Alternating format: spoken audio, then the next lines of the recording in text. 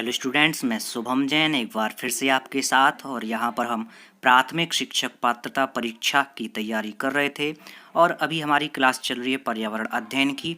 आज हमारा जो टॉपिक है वो बहुत ही इम्पोर्टेंट टॉपिक है जिसका नाम है आवास।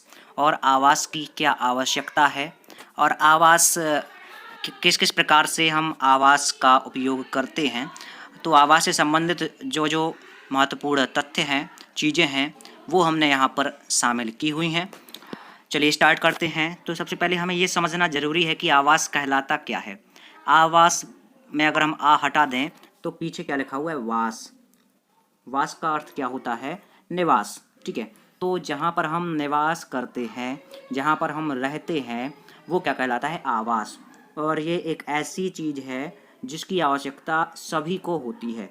तो सभी व्यक्तियों के लिए आवास की आवश्यकता के कारण अलग अलग हो सकते हैं, किंतु कुछ मूलभूत कारण होते हैं जो छोटे बड़े, अमीर गरीब सबके लिए एक जैसे होते हैं।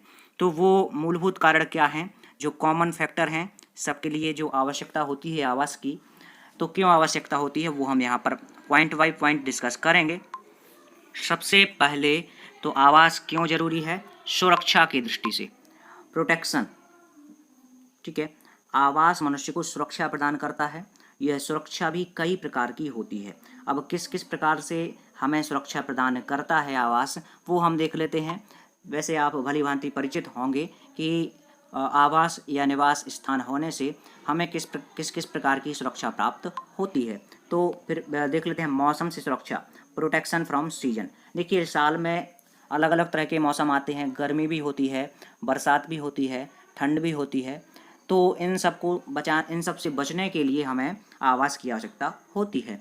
स्वयं को ठंड में ठंडी हवाओं से बचाने के लिए, गर्मी में गर्म हवा से बचाने के लिए, और बारिश में बारिश के झोंकों से बचाने के लिए, आंधी तूफान के मौसम में स्वयं को बचाने के लिए मनुष्य को आवास की आवश्यकता होती है। इसके बाद अगर हम देखें सामाजिक सुरक्षा की दृष्टि से, सोशल प्रोटेक्शन, तो मकान अपराधी तत्वों जैसे कि चोर है, डाकू है, तो इनसे सुरक्षा प्रदान करता है। और हमारी बहुत सी ऐसी मूल्यवान आवश्यक वस्तुएं होती हैं जो मकान के अभाव में सड़क पर रखने से खराब हो जाती हैं और मकान उन्हें सुरक्षा प्रदान करता है। इसके अलावा जंगली जानवरों से भी हमें सुरक्षा प्रदान करता है निवास। और इसके अलावा मानसिक सुरक्षा, अगर हम देखें मेंटली प्रोटेक्शन, तो ये किस प्रकार से देता है। कहावत है, घर में बिल्ली भी शेर होती है। उसका कारण यही है, स्वयं को मानसिक रूप से सुरक्षित समझती है। उसी प्रकार मनुष्य भी मानसिक रूप से स्वयं को अपने मकान में सुरक्षित समझता है। अगर व्यक्ति अपने मकान में है तो वो रिलैक्स रहता है, उसको कोई टेंशन नहीं रहती है। तो मानसिक सुरक्षा भी प्रदान करता है आवास। इसके बाद हम बात करें स्थायित्व की, स्टेबिलिटी। तो देखिए, हर व्यक्ति चाहता है कि उसका जीवन स्थायी रहे, उसको ज़्यादा आपत्तियों और विपत्तियों का सामना ना करना पड़े। तो इन्हीं स्थायित्व के लिए एक आवास की भी सबसे ज़्यादा आवश्यकता होती है। एक आवास की व्यवस्था मनुष्य को नैतिक बल देती है। यह नैतिक बल उसके व्यक्तित्व को मजबूती देता है और स्थायित्व देता है। वह शांत चित्त से अन्य कार्य भी नहीं कर पाता, किंतु आवास समस्या हल होने पर उसके व्यक्तित्व में एक स्थायित्व आ जाता है जो उसके संपूर्ण व्यक्तित्व विकास के लिए आवश्यक होता है।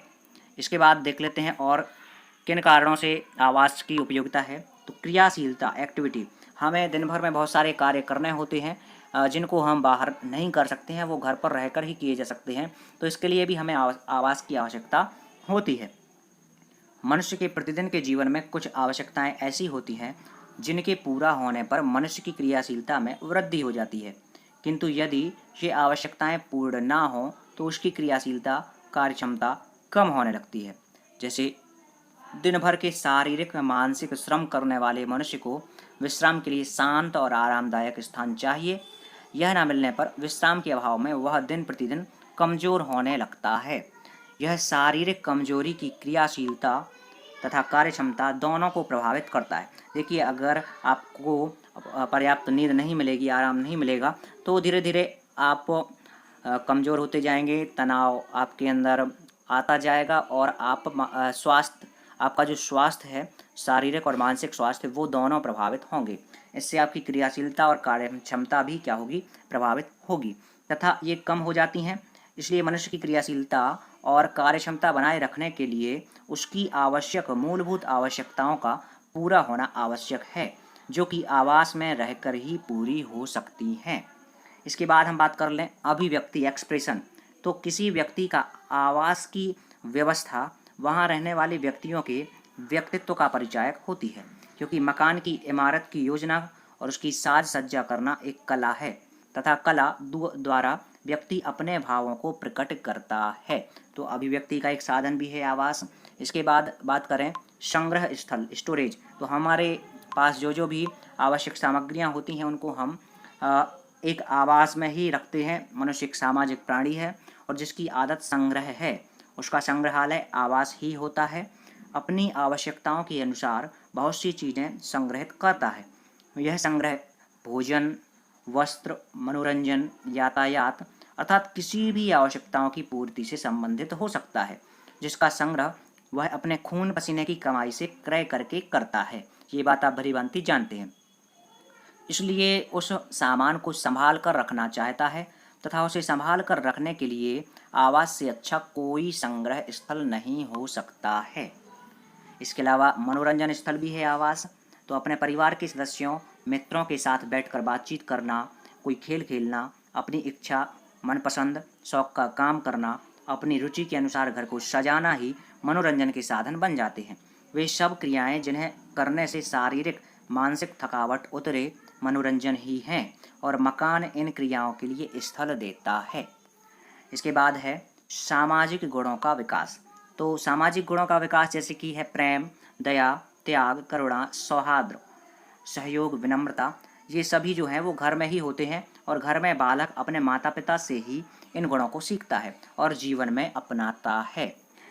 इसके अलावा अगर हम बात करें क्रियाशीलता, तो आवास व्यक्ति को क्रियाशील रहने के लिए उपयुक्त स्थान प्रदान करता है। भोजन पकाने, नहाने, वस्त्र धोने, पढ़ने, लिखने आदि अनेकानेक क्रियाएं घर में ही की जाती हैं। व्यक्ति घर में ही विश्राम करता है तथा रात्रि चैन की नींद सोता है और संतानोत्पत्ति क्रिया भी घर में ही की जाती है। अतः आवास व्यक्ति की क्रियाशीलता में वृद्धि करता है। और इसके अलावा अनुकूल वातावरण, ठीक है, तो जो व्यक्ति अनुकूल वातावरण प्रदान, व्यक्ति तथा परिवार के बहुमुखी विकास के लिए अनुकूल वातावरण का होना अत्यंत आवश्यक है और इस आवश्यकता की पूर्ति में आवास का महत्वपूर्ण योगदान है। घर में ही व्यक्ति परिवार से प्रेम, दया, त्याग, विश्वास, सहयोग, करुणा, सौहार्द, बलिदान, मित्रता आदि की भावना को सीखता है तथा एक पीढ़ी तक हस्तांतरित करता है। और अनुशासन का व्यक्तित्व में समाहित होना भी इसी आवास की देन है। घर में ही बालक परस्पर सहयोग एवं अनुकूल वातावरण पाकर पुष्पित और पल्लवित होता है तथा शारीरिक एवं मानसिक विकास करता हुआ देश का सुयोग्य, कर्मठ, जिम्मेदार एवं ईमानदार नागरिक बनता है। तो इस तरह से आपने इस लेक्चर में, इस सेशन में समझा कि आवास की उपयोगिता कितनी ज़्यादा है।